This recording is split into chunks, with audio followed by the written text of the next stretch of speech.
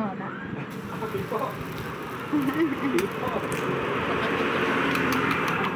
ไหนนะหนีไปแล้วอ่ะ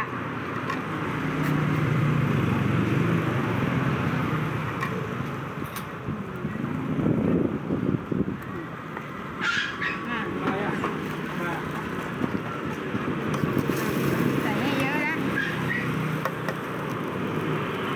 นี่แหละ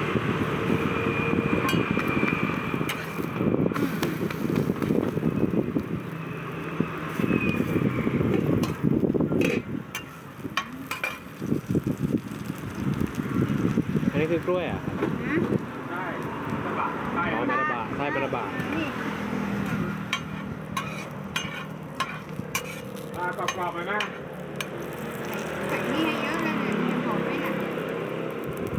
อ้าวลืมไหมเนี่ยพิเศษมันต้องแบบใส่แป้งอย่าไปใส่ไข่ได้จะกรอบทำไปแล้วนะเหมือนกันเลยก็แต่ว่าเราใส่ไข่2 ใบกับเริ่มอะไร2 แป้งไม่ถ้ากรอบไม่ต้องเอาไข่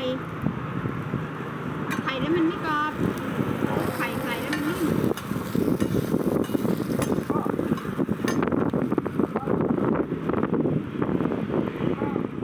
มันนี่ไงไอ้ที่มันกลับแม่มันยังไม่กลับมันยังกังวล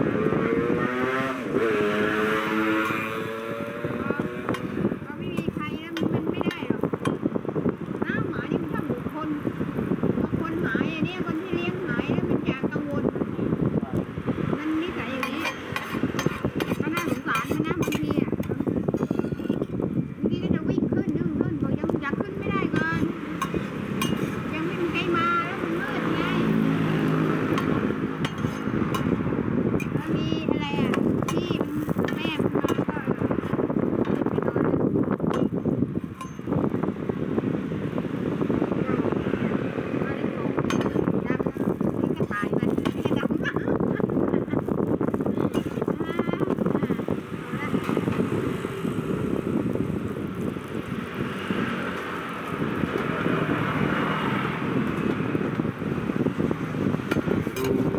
เอาโรตีไข่ด้วยเดี๋ยวการหั่นเปลี่ยนอะไรได้ลูก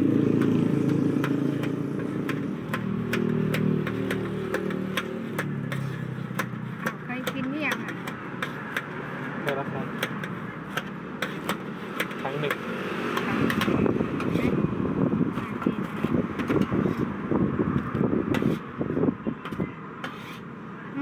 ไม่เป็นครับขนาด ก นี้ รอบ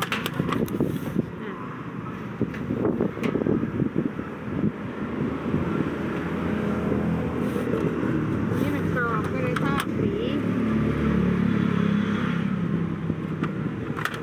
ทองอุไรที่มันโตไวมากเลย